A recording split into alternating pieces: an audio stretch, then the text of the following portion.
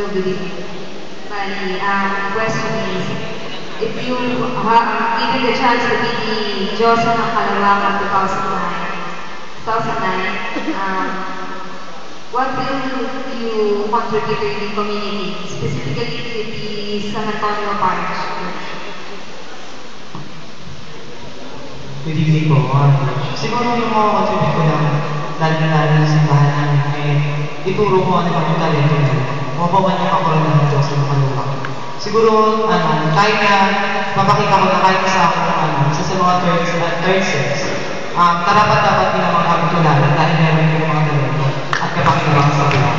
Kasi bilang sa third sets, hindi mo dapat alisin sa isip mo na masyado ka mababa. Huwag mo ilagay sarili mo sa mga tao na kabalang sa iyo. Kumbaga, pagtaguin mo yung sarili mo, kung yun talaga yung kapitulin mo sa buhay, kailangan ituro mo rin siya sa community.